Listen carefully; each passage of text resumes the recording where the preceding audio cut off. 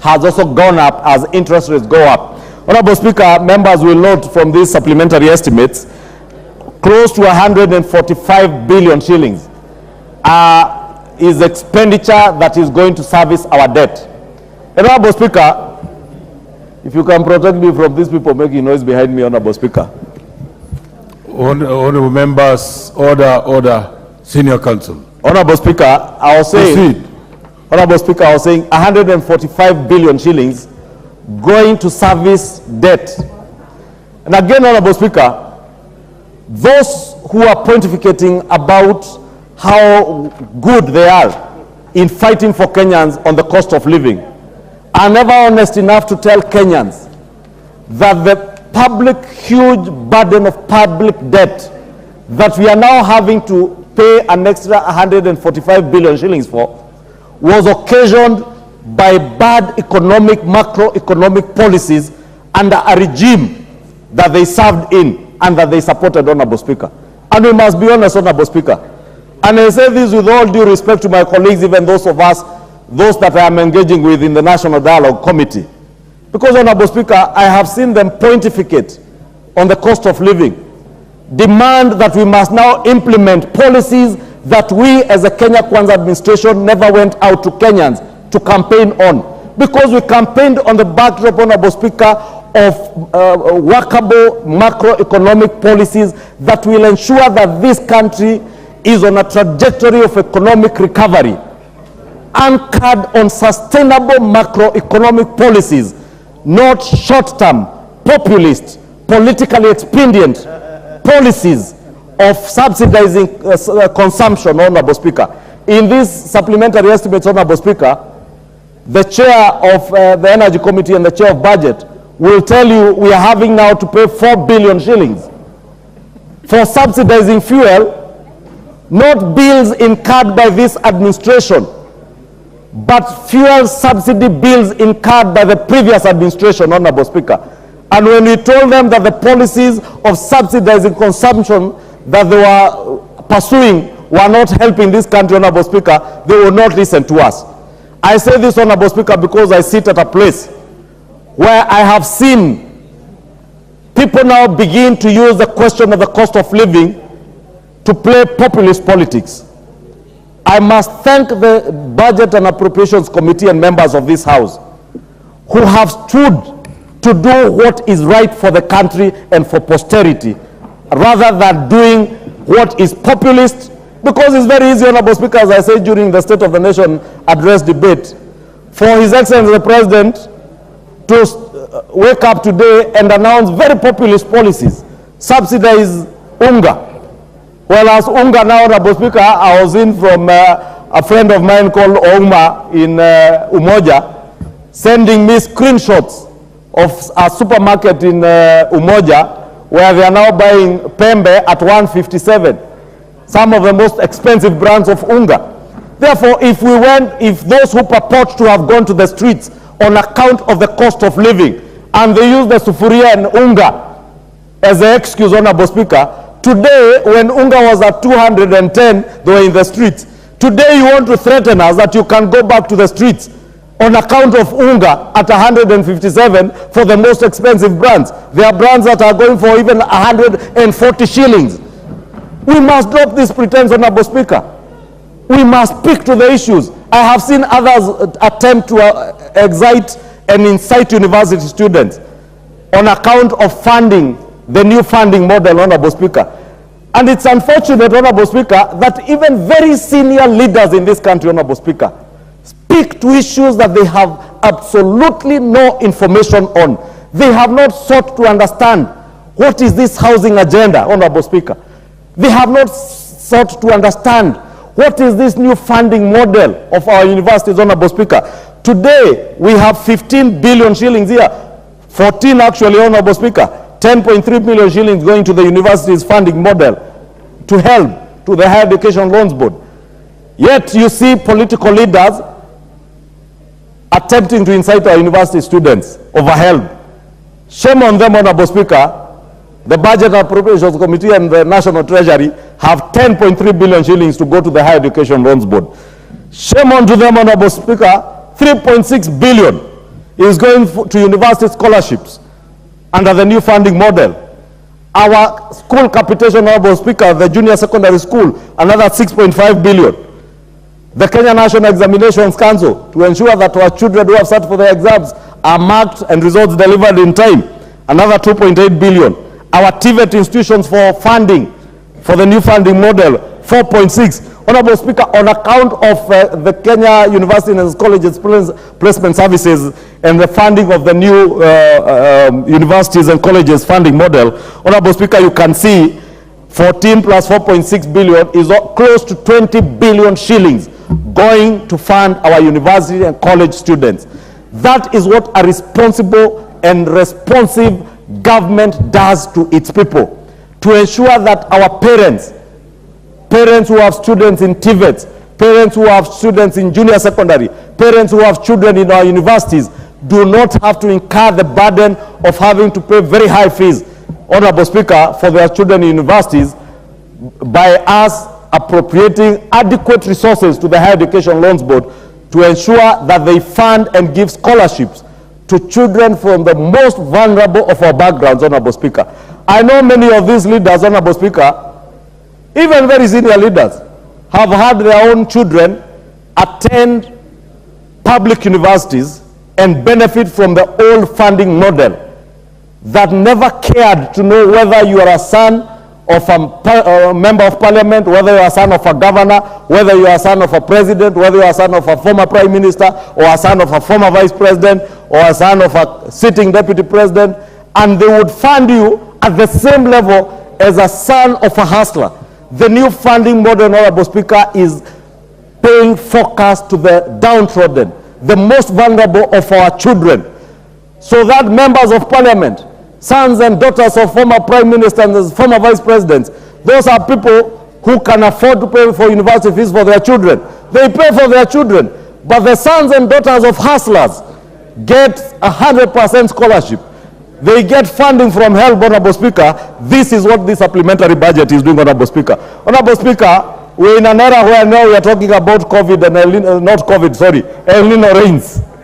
And this El Nino rains, Honorable Speaker, came with some unmitigated things or emergencies that were never forecast, Honorable Speaker, at the time we were doing the budget at the beginning of the year.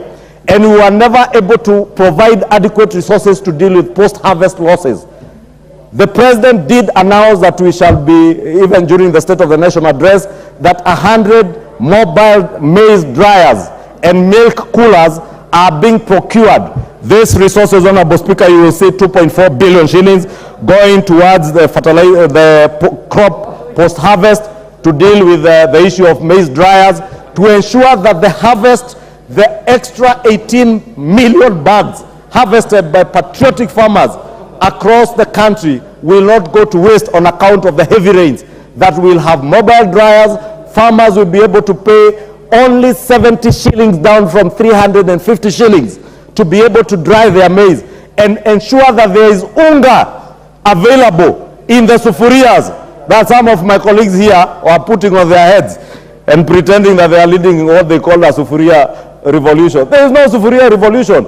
There is now a revolution to ensure that we are able to subsidize production and give Kenyans affordable food. Honorable Speaker, not just maize, even milk. There is likely to be a milk drought with the heavy rains, Honorable Speaker. Our milk farmers and dairy producers are likely to produce milk. We must ensure that we have milk coolers. We're able to convert that milk to powder milk to store for any eventualities during the dry season, Honorable Speaker. And there are many other interventions, Honorable Speaker, touching on security, universal health coverage, Honorable Speaker. Although I have reservation, Honorable Speaker, I have seen reallocations where we are reallocating 200 million shillings, Honorable Speaker, to go to some primate research institute.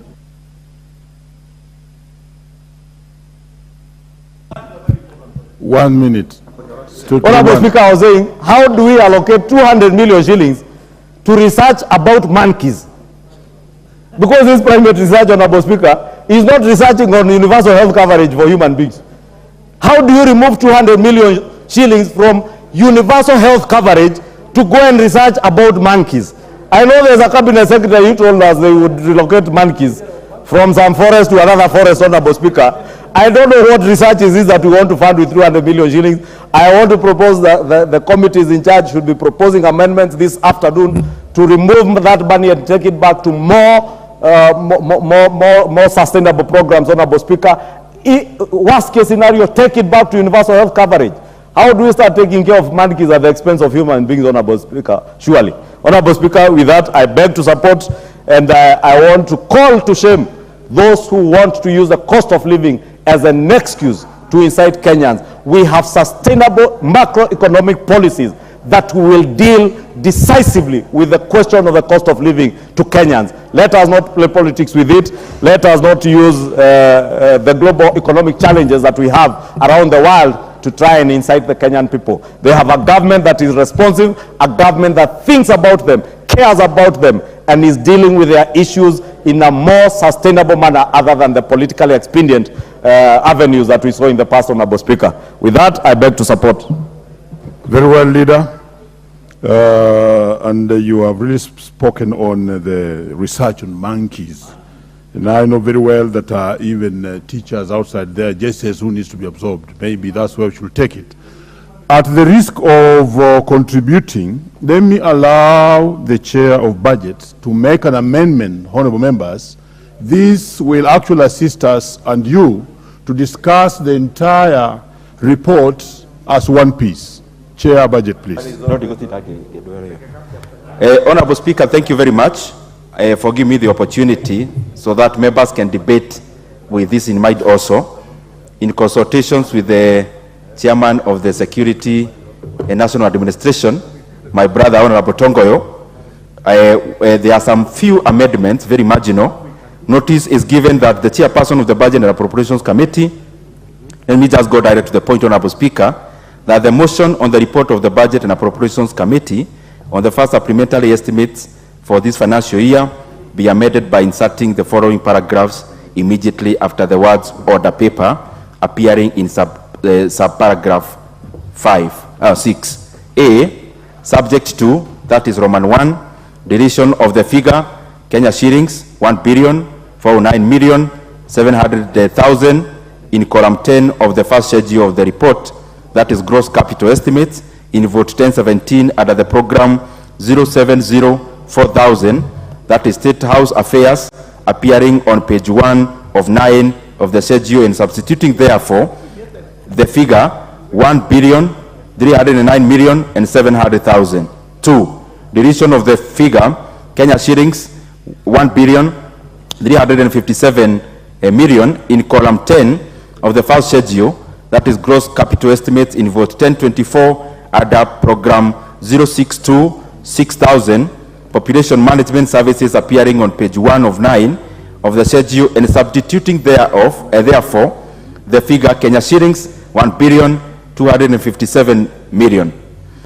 3, deletion of the figure Kenya shillings 7,213,220,000 in column 10 of the first schedule, that is gross capital estimates, in vote 1026 under program 0629,000 general administration and support services, appearing in page 1 of 9 of the schedule, and substituting therefore Kenya shillings figure Kenya shillings 7,714,220,000.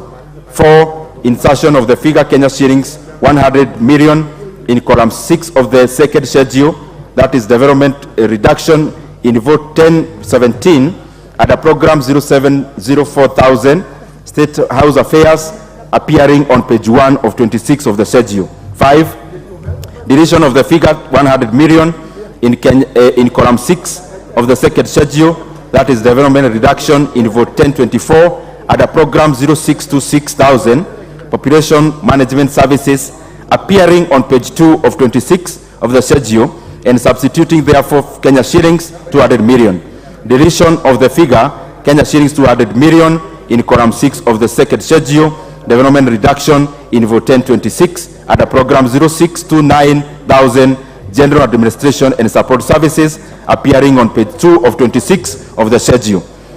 B, affecting the consequential amendments in the report. and signed by the Chairperson, Budget and Appropriations Committee.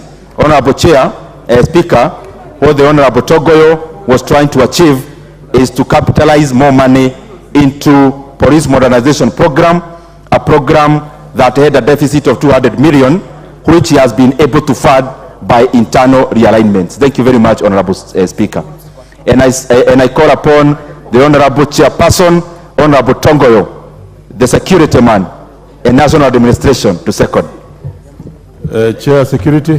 Thank you so much, Chair, Speaker. And please inform the House what it's all about, because Yeah, we want to absorb it to the mainstream. I want to report. actually clarify in simple terms what the whole amendment is and what he intends to achieve. But first, I want to thank the Chair, Budget and Appropriation Committee, and of course the entire Budget Committee for seeing it fit